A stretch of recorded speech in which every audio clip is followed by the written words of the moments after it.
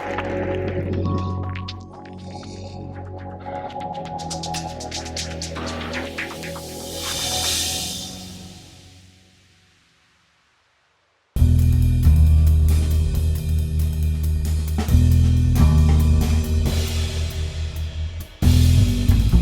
guys ever watch Overhaul? Anybody watch Overhaul on Chip Foose? And so did you see the 356 edition, right, where they did the 356?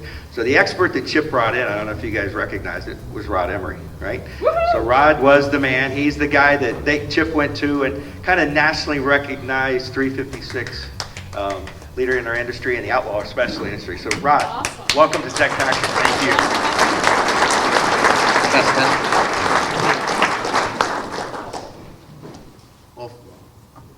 Hello. Well, good morning, everybody.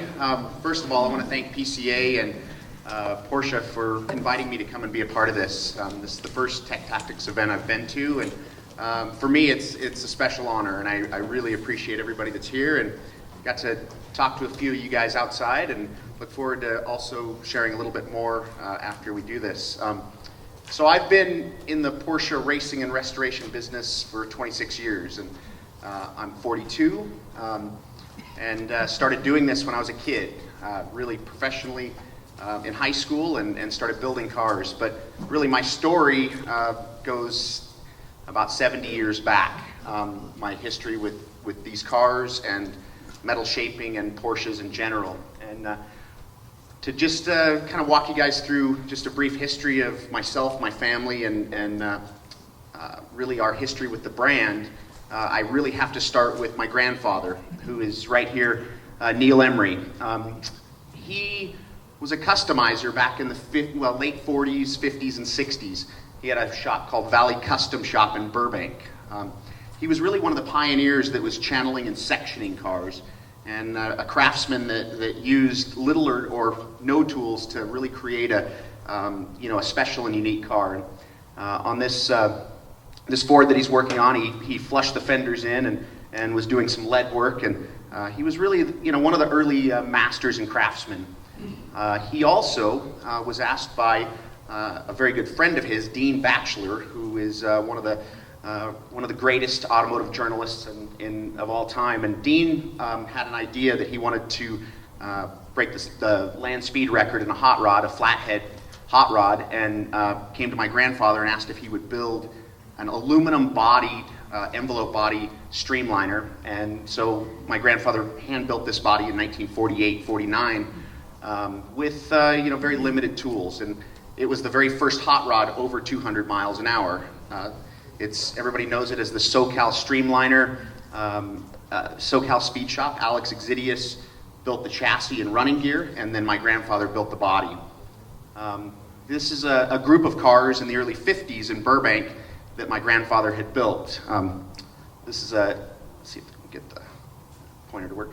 This is a 1950 Ford that's been sectioned. So he basically took 4 inches out of the middle of the car and then radiused the wheel arches and changed a bunch of things. But if you look at the cars that he's built, they all look very European styling. One of his really characteristics, or the things that he loved to do, was study what everybody was doing in Europe and apply some of those techniques to big, bulky American hot rods or cars.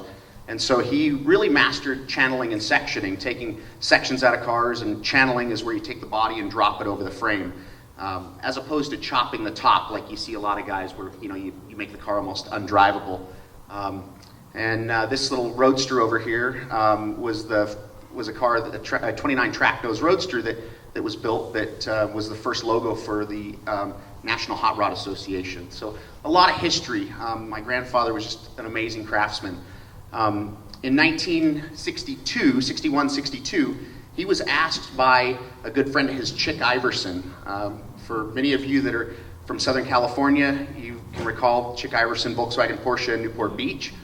Well, Chick started in Toluca Lake area in the valley and had a used car lot, and then he purchased the Volkswagen Porsche dealership in Newport in 1961.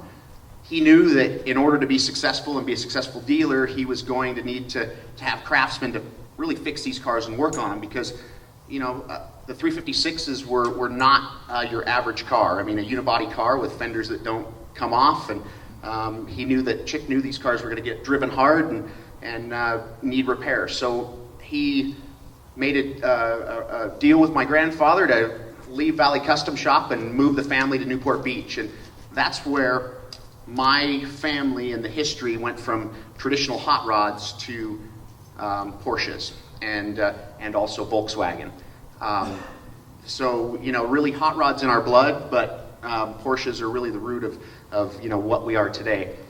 This is a picture of my father, Gary. So right after my dad graduated high school, he moved down and became the detailer at Chick Iverson Volkswagen Porsche, and then ultimately became parts manager for the dealership, and worked under Phoebe Palazza, who used to be at Porsche Motorsport, and Bill Walters, that many of you guys probably know. My dad loved hot rodding and going off-road, and he didn't have the money to buy a Myers-Manx dune buggy and wanted to go out to Akatia Wells and take our family out there. So somebody came in with a 57 oval window ragtop bug that had just been rear-ended and shoved into a truck, so the nose and tail were completely smashed. And he rolled the car back into the body shop where my grandfather was, and he said, "Dad, can we turn this thing into an off-roader?" And that was the very first Baja bug ever built. So my father and my grandfather, they actually, if you look at it, they rolled the fenders. They put front fenders in the rear and rolled the lips, so it's all steel, the hood's steel. So that was the first Baja bug built, and then a good friend of theirs, Drino Miller, built the first kit. But so working at the dealership, my dad, he was parts manager. He worked his way up from cleaning cosmoline off all the bottoms of the cars as they were shipping them over to keep them protected. His first job was not that glamorous, but he ultimately won the heart of Chick and became parts manager. But my dad recognized that the dealerships were filling up with parts of the 356s and early 911s in the late 60s. And so they were sending all of the parts back to the distribution warehouses. And so all the obsolete parts were being warehoused, and as those warehouses filled up, they started throwing it all away. So you can imagine pallets of hood-mounted fog lights or 911S aluminum deck lids. I can remember a pallet of them. And they were just throwing the stuff away because they just didn't have the space for it. Early 4-cam parts. So my father went to Chick and said, "Chick, these cars are going to live a lot longer than all of us, and these parts are going to be extremely valuable. I think you need to make a deal with Porsche and buy everything you can." So what you see here is my dad, after he talked Chick, this was about 1972, 73, into buying everything. And Porsche said, "You can't cherry pick it. You've got to buy it all." So they bought all of Porsche and Volkswagen's distributor obsolescence, and you can see cases of old lacquer paint, 911 stub axles. I mean, it was warehouses full of stuff. And so my dad worked for Chick and started Porsche Parts Obsolete, which was in Costa Mesa. It's actually, if any of you have bought stuff at Period Correct, that has a really great clothing line in Costa Mesa, that's the building we used to be in.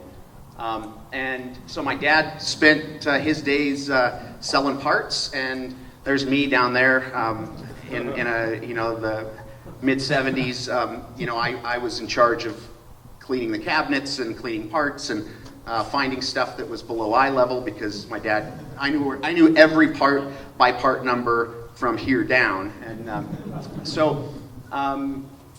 I spent my life both in growing up in the Porsche dealership and then really in the parts environment.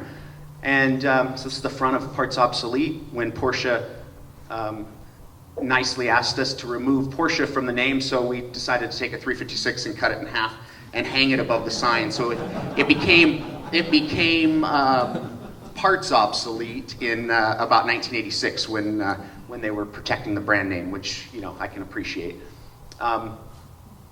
Well, growing up, in an environment where I had a grandfather that was an extreme craftsman and a dad that was really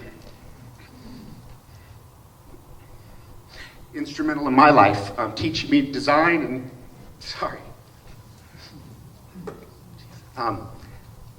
teaching me to love and appreciate these cars. My dad and I wanted to build a father and son project, and so when I was 14 years old, I had learned the skills from my grandfather working in the body shop, how how to gas weld, how to bend metal at 9, 10 years old. And then, working in the shop, I mean, I can remember my dad said, yeah, you can build anything, it's just make sure it can come back apart so we can sell the parts. So I would assemble engines, I would walk up and down the aisles with a little shopping cart and start loading parts in, and I'd go back in the workshop and I'd try to build a 356 engine when I was 9, 10, 11 years old, and successful sometimes and not as successful others, but really kind of created some crazy stuff with parts. I always tell everybody that while they were playing with Legos and Tinker Toys, I was trying to figure out how to blend and merge Porsche parts, because that was kind of my playground. But at 14 years old, my dad and I found a rusty, clapped out little 53 coupe and a right-hand drive 65 coupe, and we did a father-son project. And this particular car, I finished when I was 16 and got my racing license at Willow Springs, and began racing, vintage racing with Porsche.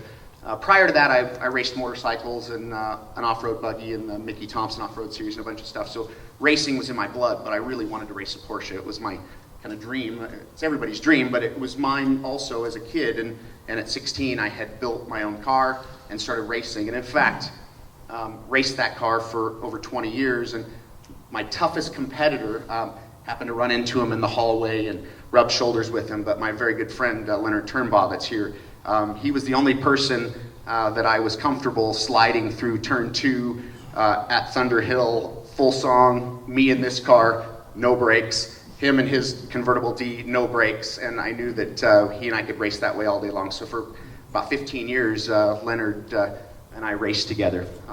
Good to see you here, Leonard. So, being around these cars, I mean, as you can see, my car right here, when I was doing it, it was inspired by the car that I loved the most, and that was Porsche's very first race car. Here's a company that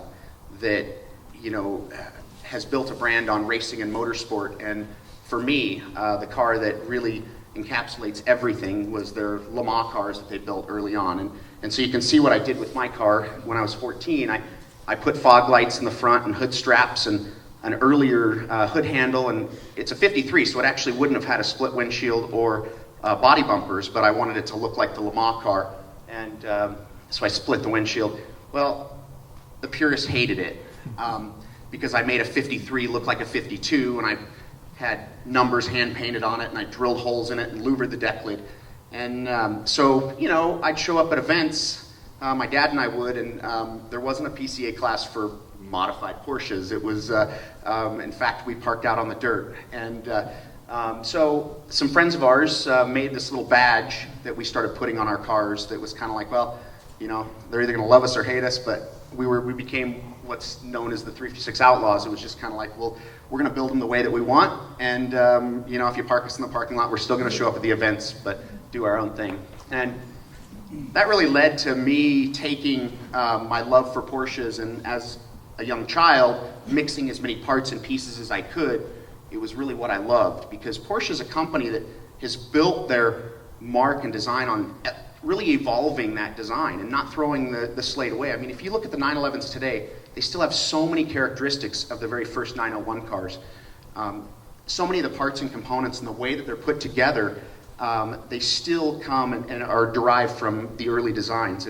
And so I recognized early on that I could probably take these parts and slightly massage them and modify them and make them fit on the early cars. So this car up at the top is a car that I call my Emory Special. This was the first car where I really applied techniques that my grandfather had taught me on how to thin a car and make it, gotta make sure I'm good on time here, make sure that, I wanted to give it a little bit more of a streamlined look and really see if I could successfully modify every single line on the car, but still keep it looking like something Porsche might have built. So it's a 64 Cabriolet with the nose leaned back, the rockers rolled, the windshield leaned back, the tail extended, and the engine that's in it is a 3.6 liter, or it's actually a 3.3 liter turbo engine with the center two cylinders cut out and welded back together, and a short crank, and all kinds of weird stuff. So it's 220 horsepower, and then I put a 911, an early short wheelbase 911 transmission in it, so it's a 5-speed. And my first car that I drove to school was a 924. So, but I always wished that it was a 944. So I decided to use 944 Turbo S rear trailing arms and brakes, which are just amazing calipers. And so it's got 944 Turbo S brakes on it and rear trailing arms. So the car is essentially, every inch of it's been changed, but you can see in the very back, right above the exhaust, is actually a trailer hitch that goes in it, so I tow a little camp trailer behind it. But so growing up, it was really, I didn't know any better. I didn't know that you couldn't just mix match the parts, and there were a lot of people that kind of grumbled and said, oh, how can you do that to those cars? But for me, it's really about, these cars are an extension of us.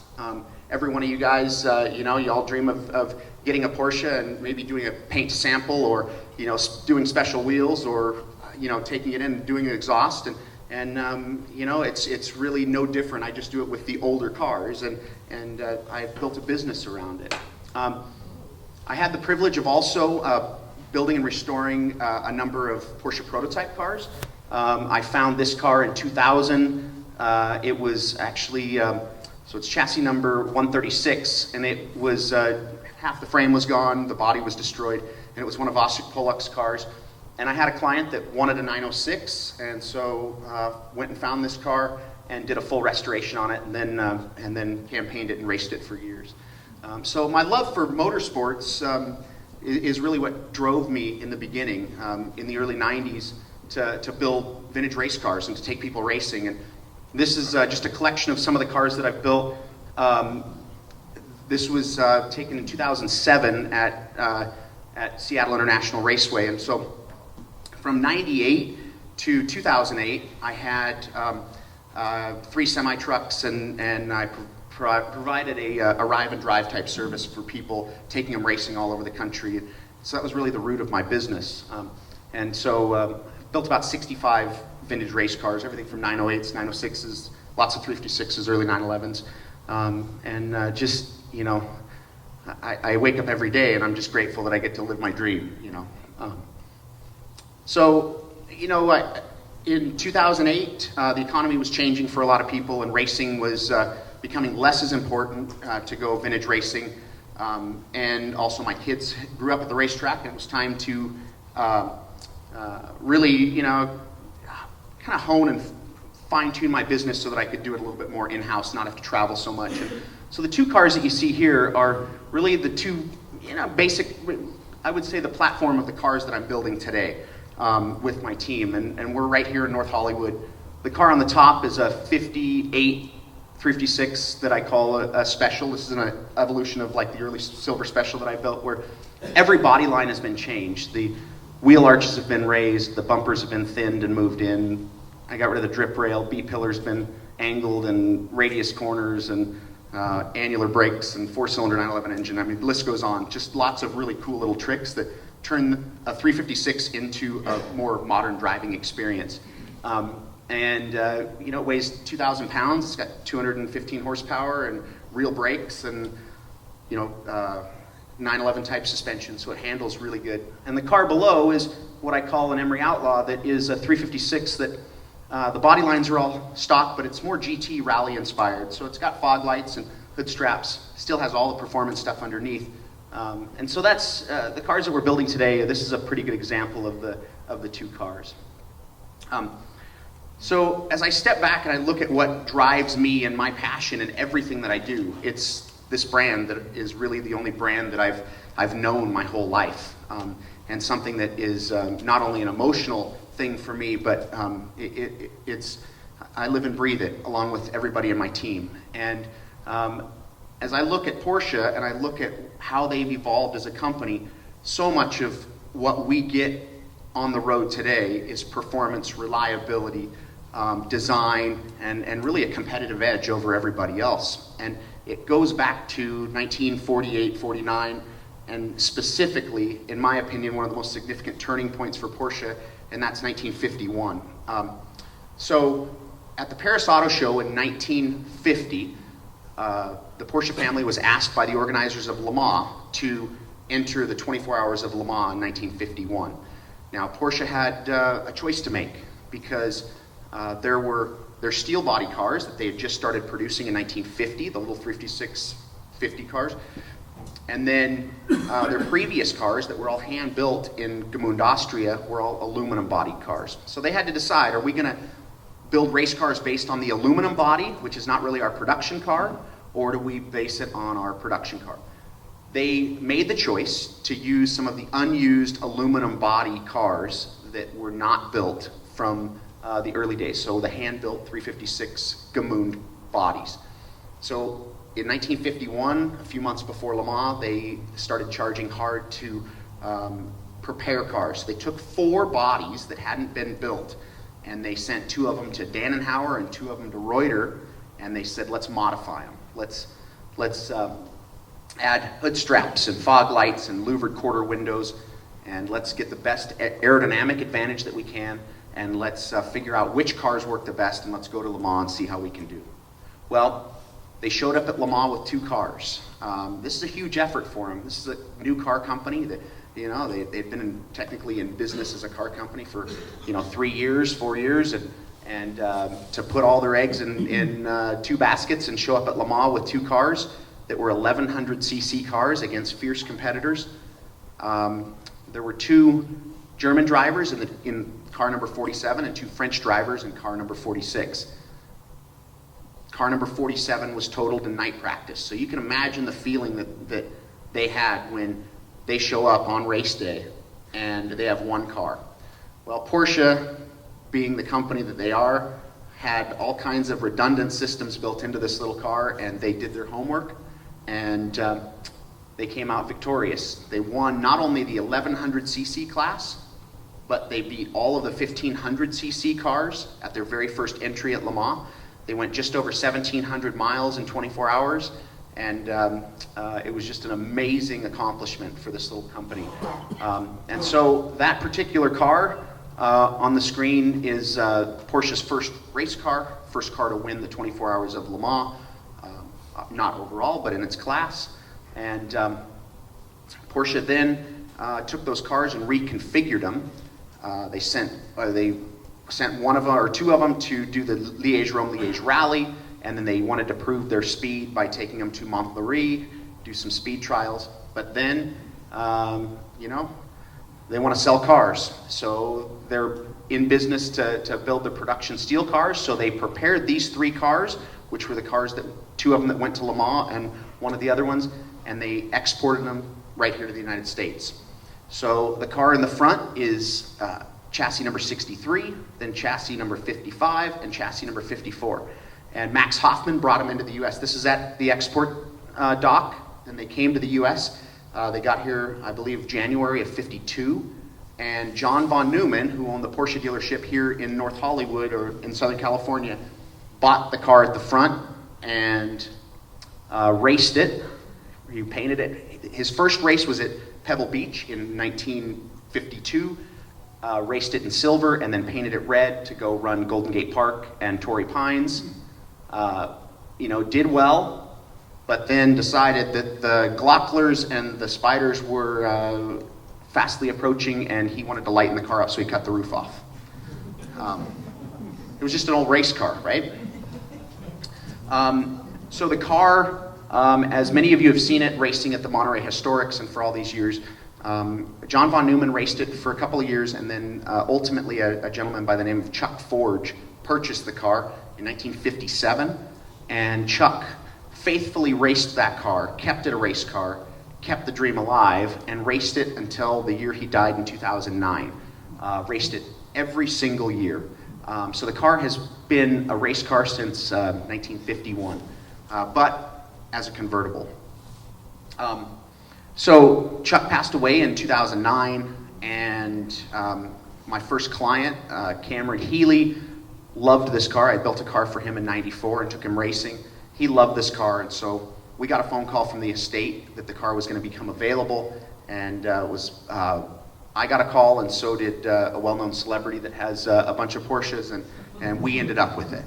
I don't think he wanted, an outlaw Gmünd. So I had a hunch, and so did Cameron, that this car was not only a 356 SL, but that it was the Le Mans winning car. The history had been unknown up until just a year ago when we made it public, but the chassis numbers weren't documented and there wasn't enough information to support which car was the winning car. So in 2010, we stripped the car. In fact, Luke Gilmet, that's in the back, put the hazmat suit on and hand stripped the car 100%. Spent about 2 weeks because we had to discover any little inconsistencies, any little details, and we didn't want to lose any information that could possibly be there. So Luke hand stripped the car so that we could get it down to the raw aluminum. And then I scanned it, which you can see in red, went to Miles Collier's museum and scanned the chassis number 55, went to Paul Russell's and did some more scanning, scanned Jeff Zwart's car, Jerry Seinfeld's car, Dave Seeland's car, went through the process of doing our due diligence to get as much information as we could to start mapping out the history of our car, but also the other cars. Because if you're going to if we're going to find out the history of the red car, we needed to know what was going on with the rest of them.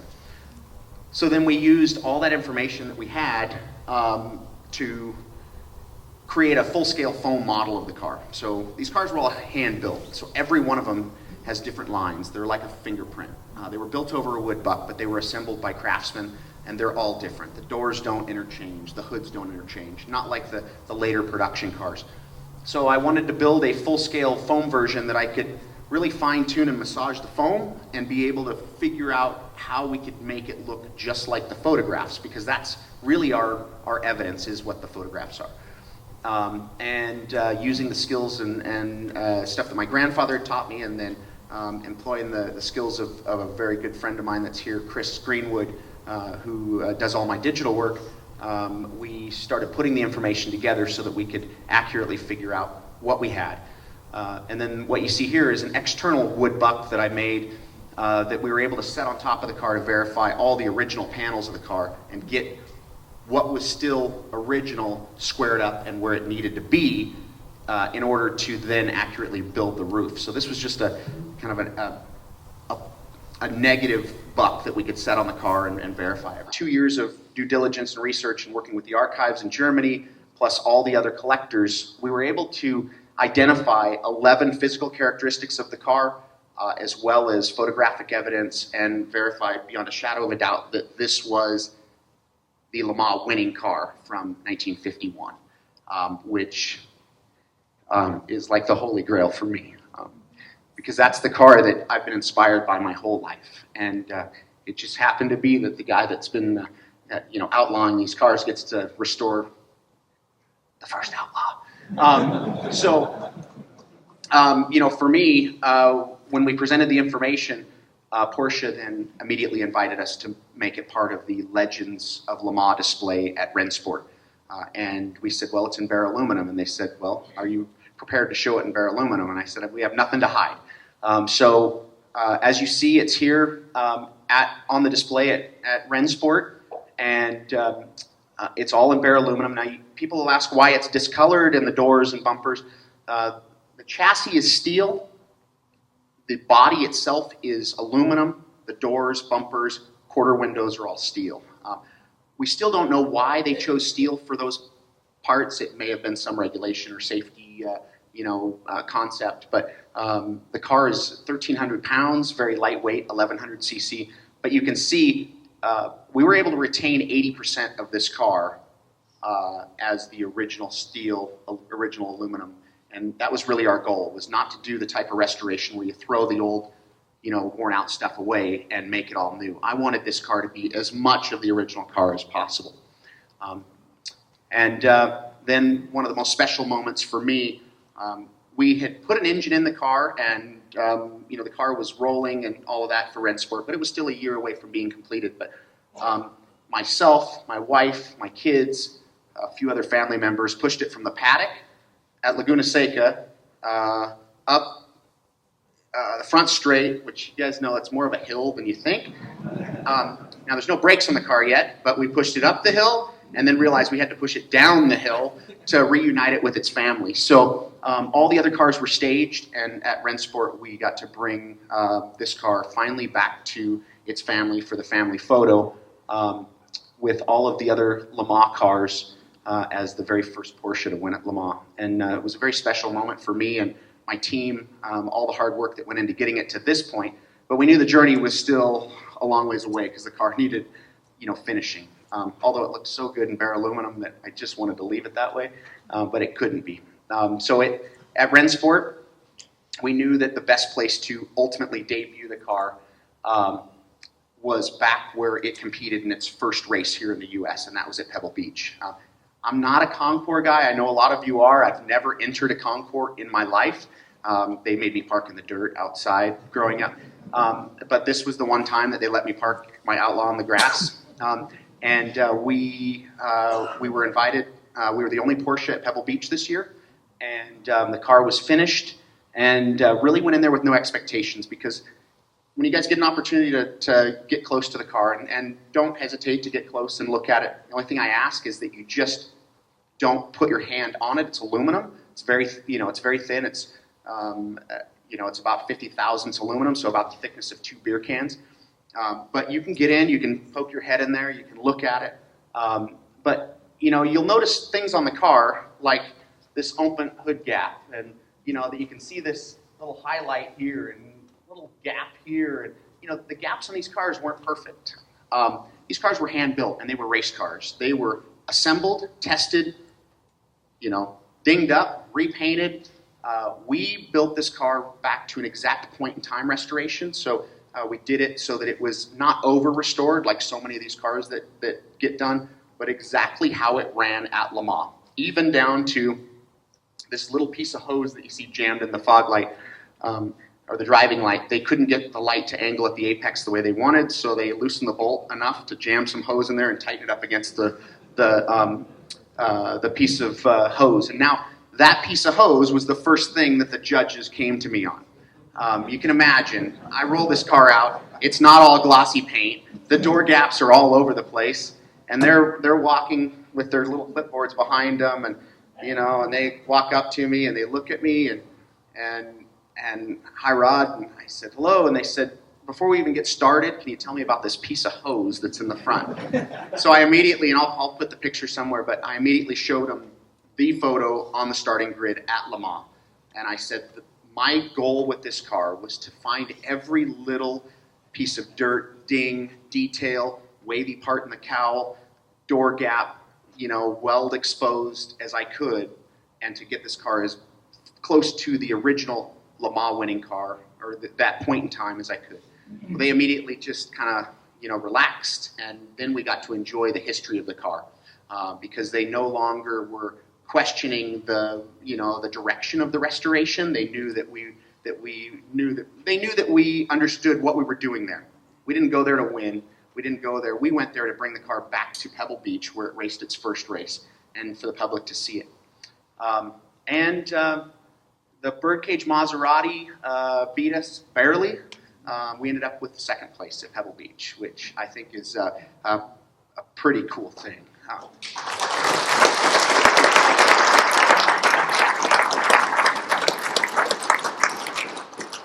So Cameron Healy, the owner of the car, is sitting next to me. He's been on this journey with me since 1994 when I built a first race car for him and took him racing, and a huge supporter of me, but also a major supporter of the brand. And if you guys go to the Monterey Historics or you go to any of the other races, he races all the time. He's done the Le Mans Classic twice, but he got into this Porsche hobby early on, just loving the cars, and he stayed true to that. So I know that the owner of the car is somebody that if you ever get a chance to meet him, you'll enjoy talking to him. So I thought I'd take the next 15 minutes or so and just walk you guys through how we recreated the 20% that was missing, and then I'll open up with a few questions, and you guys can pick my brain, whatever. In order to accomplish what we did to bring this car back to that point in time of Le Mans, we had to figure out how we could recreate history. And there were a few pieces of the puzzle that were missing. The gas tank no longer was with the car because Porsche took it out after Le Mans, put the small tank in it to go do Montfleury and the rally. So the big Le Mans tank went in the 52 Le Mans car. So I knew where the tank was. Sure, I tried to strong-arm Dave Sealand into selling it back to me. Told him I was going to steal it. Told him it belonged to us as much as it belonged to him, and he declined. So now what we need to do is we need to try to figure out. So I even asked him, "Can I take it back to North Hollywood with me?" And and he said no. He said, "You figure out how you can build it in my garage, and you can." So I pulled the tank. This is actually in his car. He has one of the 1952 Le Mans cars. I pulled the tank out and then did a 3D scan of it on his kitchen table with his wife, looking over me, making sure that I'm not going to damage it. And I used a fairly inexpensive but great scanner called a Next Engine scanner, just a little desktop scanner that I was able to carry with me. And my daughter and I went there and 3D scanned the tank, and then we took that information and I gave it to Chris Greenwood. That you guys, Chris, where are you at? Right back there. So if you raise your hand. Chris has been with me since 1998, but he does all my digital work in the shop. So if you have any technical scanner 3D design questions, you just bombard him afterward. So I give Chris the information. I say, Chris, we're going to remake the tank. Let's create some cross sections and figure out where we're at with it. And then let's redraw the tank. Scan data, unfortunately, it's not magic yet. You can't just scan something and push print on your printer and it comes out the way that you want. There's still some gaps between creating having the point cloud information to having lines that you can work with. So it still takes a technician and somebody that understands 3D CAD and design to be able to translate the point cloud data to usable data that we can build stuff off of. So Chris created the lines, and we had to square the tank up because, as you can see, there was a little bit of damage on the tank that we needed to remove. So we cleaned the tank up, cleaned the data up, and started creating the lines that we needed. Once we got all of the 3D lines done and the shape, then we printed, you can see a little bit of deviation between the scans and what our final data is, which helped us understand kind of where it's at. Then we started creating the patterns that we could first build a cardboard mock-up and stick it in the car and just verify that we weren't 10% off or some crazy thing. And then once we did that, once we created the patterns, then we also worked on creating the egg crate type structure. And then from there, Chris projects the lines onto a piece of pattern paper. So, there's other ways to do it. You can take that data and you can send it to a laser. You can send the data to a water jet and have it actually cut the wood the way that you want it. But we went a little more old school on most of our buck making because for one, I don't like to wait on somebody else we don't have a big laser cutter in the shop, so I don't want to wait for somebody to do it. So Chris projects the lines onto pattern paper, and then I'm able to take those lines and then create the patterns for a wood buck. So, basically this is essentially a template that then allows us to shape a piece of sheet metal over that template and make the parts that are missing and we need. So you can see here, Tanner, that is in my workshop, and I were laying out the sheet metal because what was tricky about this tank is that these tanks were made out of a material called turn plate steel, which is what old gas tanks were made out of. It's basically a leaded steel. It's a steel that has a very high lead content that'll keep them from rusting. It also allows the steel to be soldered without having to tin the steel. Turn plate steel was outlawed in the US for manufacturing 25 years ago. There's a small batch of it in Japan, but it's too thick. So we had to figure out how can I remake the tank and do it out of the proper material that's not going to rust because I want this tank to be as exact as possible. So we learned of a process called solder plating that we can form our pieces of sheet metal, send them out, have them plated with lead and zinc embedded into the steel. So what we had to do was form the sheet metal first, pre-assemble the tank, turn our flanges. So basically, the tank is made up of a couple of pieces, and there's an actual flange that folds over that creates the seam, because the tanks weren't welded. So this is two pieces here, and you're welcome to come up here and kind of take a look at it, but this is a piece here that comes up and does an L, and then this is a piece that hems over the top. And that hem is then soldered. So if you weren't using turn plate steel or some type of solderable steel, you wouldn't be able to get a proper seal in between those two layers. So we pre-assembled the tank, got it put together, and then sent the pieces out for solder plating, brought it back, fluxed in between the two pieces, and then from there we can go ahead and hem the two pieces together and then solder it so that we get solder to fully wrap, and then you'll see on the inside we get a full penetration of solder on the inside of the tank. So it was a technique that I had never used before. So there was a lot of firsts for me in this car. But a good friend of mine, Joe Cavallari, that does all the aluminum restorations for many of Seinfeld's cars, has done repairs on a bunch of these tanks. And he coached me through the process on some test pieces so that we could be successful. But as you see the tank, when I lift the hood up, you'll see it was soldered, and then it was also riveted. And so what you had to do is there were internal baffles inside the tank. So you can see here, these are the two pieces. And there's a little bead roll right there so that when you clip the pieces together and then turn the edge, the main part of the tank structure doesn't disappear into the tank. And then you can see the internal baffling that then gets riveted to the tank. The baffles are there for a couple of reasons. They're there to, everybody thinks it's just there for slosh, but it's really there to keep the tank stable under expansion and contraction. But that also causes a problem for leakage, because now where the rivet joints are, you can see there's holes in these pieces. So this gets riveted in these two spots here. But a rivet, if you can rivet it and then solder it, but there's a chance that it can leak. So what you had to do, so this is after it was solder plated and after we installed it in the car to test fit. You can see soldering. Soldering is kind of a messy, dirty job, but I love it and it smells great. It's just burning acid, but so then once we riveted all the pieces together, then you can see here I'm putting. Actually, I'm holding the rivet cap down, and Tanner from our shop is heating it. But we had to then make small little rivet caps, and I think Luke back there made more rivet caps than he's ever made in his life. But so we had to make little dome caps. So you rivet, solder it, the joint, and then you put this little cap over it, and you solder that in. That's going to be your secondary seal in case the rivet was to break free. So in the end, it looks rough. You'll see the tank in the car, but that's the way the tanks were finished out.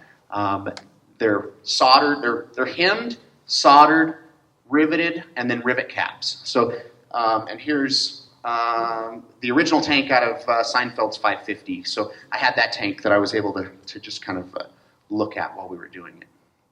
And then in the end, you wash the thing with Tide and you leave it alone. And we did have to leak test it, obviously. We were going to fill this thing with gas and take it out on the Pebble Beach lawn, and the last thing I wanted was gas everywhere. We brought it up to 15 PSI, and we submerged it in water and did everything we could, and it was perfect right out of the box. So I was extremely proud of my team. We worked hard on it. This thing was, not an easy little task, but every part of the car was kind of that same way. Quarter windows, same type of thing.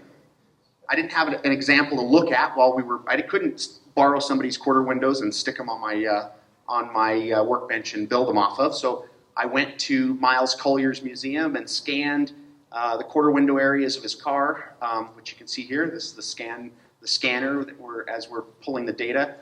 And then from there, we use the point cloud information and then start dimensioning everything to verify that it's the right shapes, the right design, and then we start doing the layout.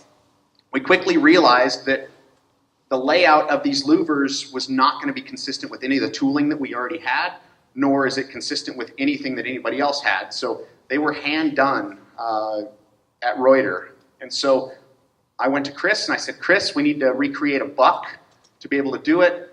And I came up with an idea to make one tool that would allow me to do left and right. And so you guys are welcome to take a look at this. But basically it's a piece of 1/2-inch steel with the louver holes put in it. And this tool was kind of a multi-tool. It allowed me to, you can see the cleco holes in the 3 corners. I could put a piece of mild steel on it, hammer the edge over to do the edge, then flip the piece over, put it on the other side, and now hammer the louvers in. And this worked for both the left and the right. So it was probably the cheapest piece of tooling we've ever made because it was one tool that did all 4 operations. But the hand labor in getting these things right afterwards made up for the money that or the time that we saved doing that. But you can see here, what we did is we hand hammered them all. I did run them through the Polmax. I made a special die just to start smoothing it a little bit. And then you can see here, made a hand tool and just started hammering them. Sal, one of the guys in my shop, backed me up, and I did one of them, and then he finished the second one because it was just 3 days of hammering on one piece of metal.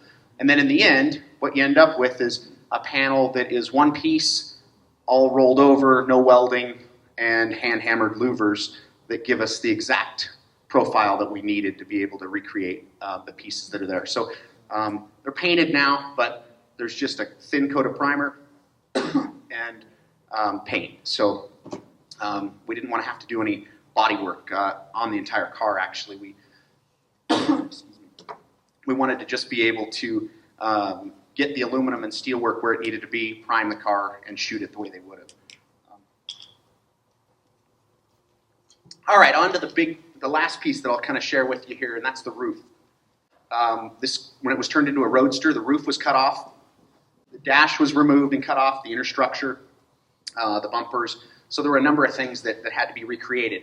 And the roof was the big one because if we go back to that photo where it showed all 3 of the cars lined up for export, you can see that the roof line on all 3 cars was different. You know, Porsche making subtle changes to their cars to find an advantage. I don't think they've ever done that, but you know, it must have been a mistake. But anyways, they all 3 cars were different, and that was for a reason. They were testing aerodynamics, including the fender skirts and the aero plates. So if you get a chance, get underneath the car. It's just as beautiful underneath it has aluminum aero plates underneath to really make the car as slippery as possible. And so what we did is this time myself and my son Zane, the photographer, and my good friend Steve Shepard, we went to Paul Russell's shop in the Northeast, and he had one of the 356s there, one of the sister cars to this, and so we used an Artec EVA scanner, which is a handheld scanner, that we could scan all the inner structure and many of the pieces on the interior and roof. And then Chris takes that data and starts creating all the lines and surface modeling it so that we can verify where we're at, make sure that we have the information, create that big foam structure, fine-tune it, rescan it, create the window openings, and then it's time to start creating the wood buck, much like this, except for on a much larger scale. And then once we create the cross sections that we need, it was critical for me to make sure that the layout of the cross sections is where I need them, because I've got to build all the flanges around the windows. I have to make sure that I have the data points where they're at, so that when I put my aluminum on there and I know where my touchdown points are, that I have the ability to have the reference that I need. So again, projecting the lines onto big pattern paper, printing those out, and so you can see, another area we saved a little money is that we just used one piece of paper to make all the patterns, but it really wasn't about saving money. But so Chris projected all the lines on the paper, and then my son Zane and I locked ourselves in the wood room for 27 hours with pizza and Red Bull, and you can see the wood sections here. So what we did to create the wood buck, much like we do on a lot of them, is we lay the paper down on birch plywood, a really good high-quality plywood. We pin it down, we score the patterns, which then transfers our lines onto the wood. We cut the wood, we start putting it all together, and then before you know it, you have a complete cross-section wood buck that's a perfect representation of the roof structure that we're going to build. That's a little peek into the workshop. So then each section then represents those data points that we need to be able to recreate what's missing on the car. So even though it doesn't have all the cross sections in here, you can get a sense of all of this aluminum here is all original, the chassis, but you can see we had to rebuild many of the pieces.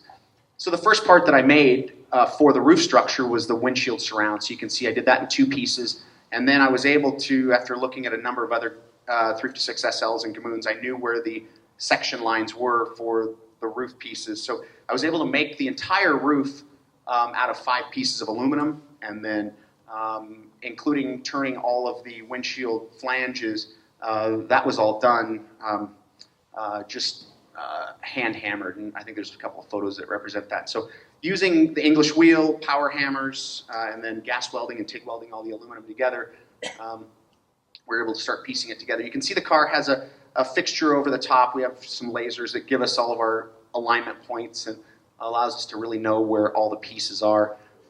So that's the deck lid opening above the rear window. So that's as I'm starting to piece the aluminum together after turning all the flanges. And then lots and lots of hammering and safety first. My earplugs are hanging on my neck rather than in my ears. But and now you can see the roof starting to come together, and the car starting to take shape again. Lots of filing, lots of dirty hands and handwork, and lots of standing back and really evaluating the car as we're doing it. Now, one of the challenges is that the car is steel and aluminum. So something I don't want to forget to mention is that if you put a piece of steel and a piece of aluminum together, and over time the elements in the air are going to create electrolysis, and the car will essentially fall apart. So at every one of these joints, all the inner structure and the chassis are all steel, mild steel.